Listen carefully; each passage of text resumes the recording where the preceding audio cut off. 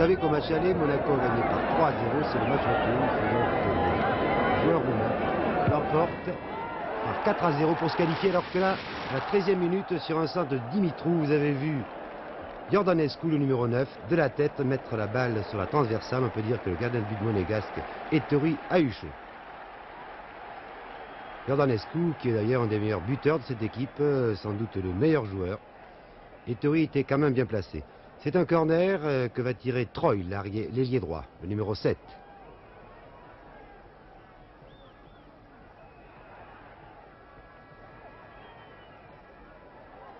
Encore Iordanescu, il est hors jeu et vous voyez même quand cela ne compte pas, il tire sur la transversale. Décidément, la rencontre commence mal pour les Roumains qui font le pressing, c'est normal, ils ont 2 buts de retard, 3 buts de retard et ils voudraient bien marquer d'entrée pour mettre en quelque sorte un petit peu les monégasques KO. Voici Ettori qui s'apprête à dégager, l'excellent gardien de but monégasque, toujours 0-0 donc après environ un quart d'heure de jeu. Dans l'équipe de Monaco, à noter que les deux équipes sont présentées à l'information annoncée, on marque surtout Noguès, il est en position d'ailier droit en ce moment. Et que Monaco joue avec 2 avants seulement, Solaire et d'Alger, car vous le savez, Onis est blessé. Voici encore une attaque de Noguès qui réussit à passer, qui va centrer, centre en retrait, c'était bien joué, mais il a pris aussi Solaire son avant-centre à contre-pied, car c'est Solaire qui joue en position d'avant-centre, qui a remplacé Onis, blessé aux adducteurs. Et la contre-attaque des joueurs roumains ne tarde pas, car si l'on considère qu'en Coupe d'Europe c'est un avantage de jouer le deuxième match chez soi, c'est certain qu'il ne faut pas trop s'énerver, il ne faut pas essayer de refaire son retard trop vite, alors que le numéro 6, Moisan, lui effectue sa rentrée. C'est un excellent milieu de terrain, mais là il y a un coup franc pour les Roumains. Le numéro 9, c'est Iordanescu, qui a un très bon tir du gauche, mais c'est Troy finalement du droit qui tire et Ettori dégage en corner.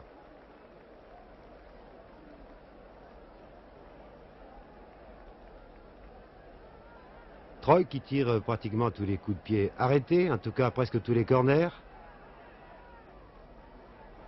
La balle n'est pas perdue pour les Roumains et un tir du numéro 4, Vigou, nettement au-dessus des buts gardés. C'est le capitaine d'ailleurs de l'équipe, voyez son brassard sur le bras gauche, nettement au-dessus des buts gardés par Ettori.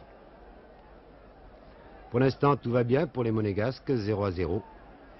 Je vous rappelle qu'ils ont gagné par 3-0 au match aller, un peu contre le cours du jeu, mais c'est cela le football. Les Roumains avaient fait une excellente première mi-temps, mais les Roumains n'en sont qu'alors que vous voyez Petit, le capitaine monégasque, numéro 8.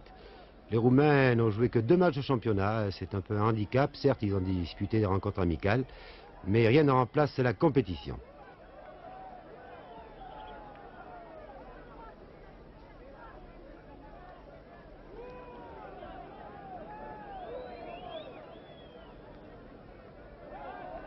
On cherche toujours Noguès, l'élément le plus dangereux de cette équipe.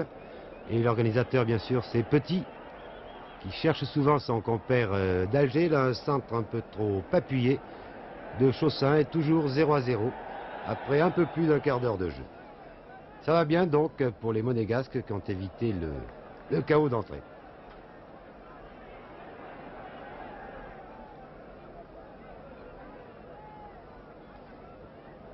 Les Roumains pratiquent un bon football. Ils aèrent souvent le jeu, comme le fait en ce moment Iordanescu. Iordanescu, Zamfir. Belle sortie d'Ettori qui dégage au pied en corner, alors que vous voyez un défenseur monégasque, en l'occurrence Gardon, qui fait signe à ses arrières, alors il faut un peu se replier. C'est un corner qui va être tiré par Troy, un petit corner. On cherche un roté Dimitrou, un tireur de loin. Et à nouveau un beau plongeon d'Ettori qui détourne en corner, c'est le deuxième corner qui va être tiré une fois de plus par Troy.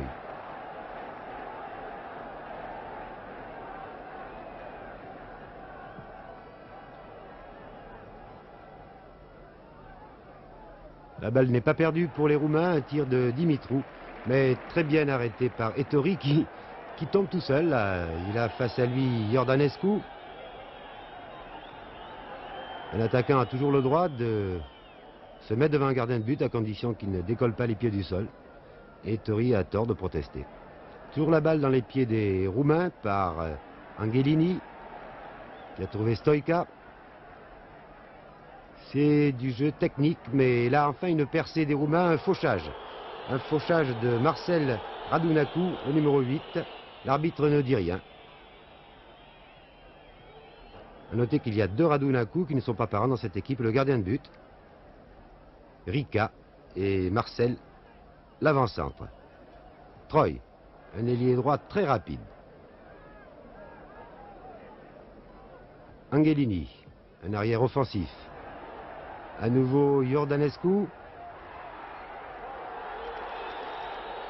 Oui, à la limite de la faute sur Marcel Raducanu.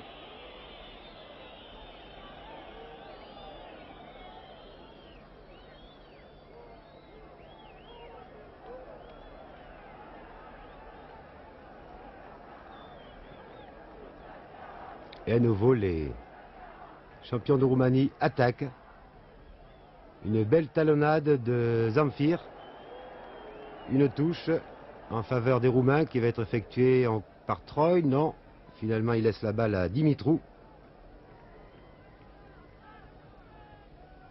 Devant une défense monégasque bien organisée. Nouvelle touche, remise en jeu effectuée par Zamfir pour Dimitrou. Dimitrou qui va centrer, oui, pour la tête de Raducanu, et la balle passe à côté alors que la défense monégasque était un peu à contre-pied. Donc à la mi-temps, 0-0.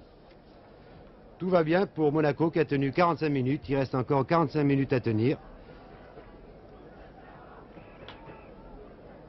Les Monégasques qui, dans l'ensemble, ont bien joué, ont fait une bonne première mi-temps. Surtout grâce à Nogues, qui a été le meilleur joueur de Monaco, et aussi à son milieu de terrain, Moisan, qui effectue une bonne rentrée. Petit et Chaussin, le jeune Chaussin, qui dispute cette rencontre préliminaire de Coupe d'Europe, car ces deux équipes n'ont pas eu de chance. Au tirage au sort, elles ont dû disputer un match supplémentaire. La vraie compétition commencera le 13 septembre, ce seront les 16e de finale. Deuxième mi-temps donc, et toujours à l'attaque les joueurs, alors que là, vraiment, Ettori un peu chaud. Il y avait 2 Monégasques contre 3 Roumains, mais ceux-ci n'ont pu se saisir de la balle. Et donc toujours 0-0. A noter que Monaco, ce qui est inhabituel, joue en 4-4-2, c'est-à-dire 4 arrières, 4 milieux de terrain et 2 attaquants. L'avant-centre Nice étant blessé et Aimant étant suspendu pour 4 matchs de Coupe d'Europe. Alors qu'Ettori a toujours du mal à dégager, car il prend son temps, bien entendu. Le temps joue en faveur des Monégasques qui, sur l'ensemble des 2 matchs, ont toujours 3 buts d'avance. Là, quelques maladresses, même d'Iordanescu, le meilleur joueur, c'est lui qui a encore la balle, mais il a affaire à 2 Monégasques. Un troisième maintenant qui lui subtilise la balle, c'était en l'occurrence Nogues, qui part tout de suite dans le trou.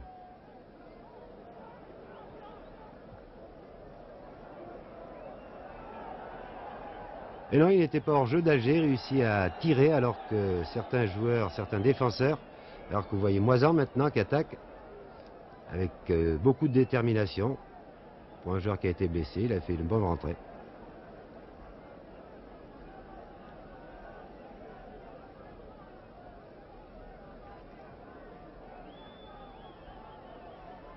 Des 2 côtés, en gros plan, le gardien de but roumain, Rika Raducanu, qui est un gardien un peu fantaisiste. Il est assez sûr, mais quelquefois il sort un peu d'une manière inconsidérée. La semaine dernière, en championnat de Roumanie, il a marqué un but contre son camp en voulant reprendre la balle au pied.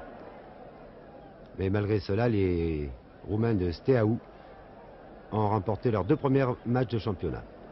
C'est donc que cette équipe est en forme, mais un peu à court de compétition. Alors que, bien entendu, si Monaco réussissait un but, ce serait la qualification.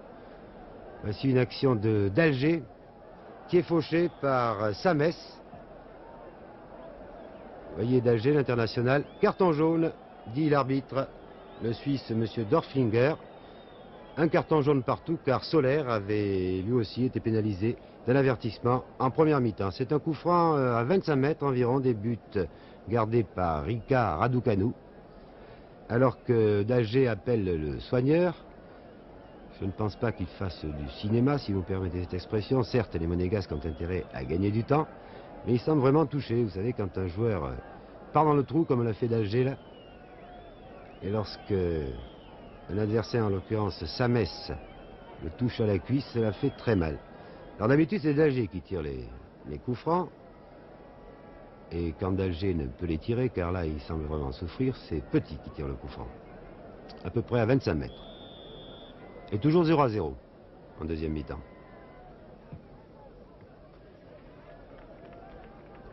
Raducanu a eu un peu de mal à contrôler cette balle, mais enfin, il était très très bien placé.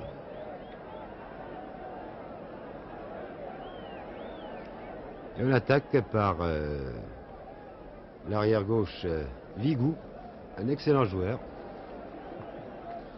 Car du côté roumain, eh ben, ça va mal, les affaires vont mal, puisqu'ils n'ont pas réussi encore à marquer de but. Alors que vous voyez une remise en jeu effectuée par Zorzetto, l'arrière droit de l'équipe de Monaco.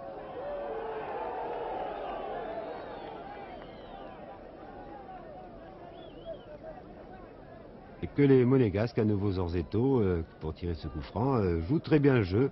Ils contrôlent bien la balle au milieu du terrain. Ils empêchent les Roumains d'imposer leur jeu. Et c'est, je pense, l'essentiel. Une passe en retrait de Vigou à Samès. Mais ce n'est pas très rapide. À nouveau, Vigou, ce n'est pas comme cela, bien entendu, qu'on peut réussir 4 buts en Coupe d'Europe. Peut-être que les Roumains attendent la dernière demi-heure pour se déchaîner.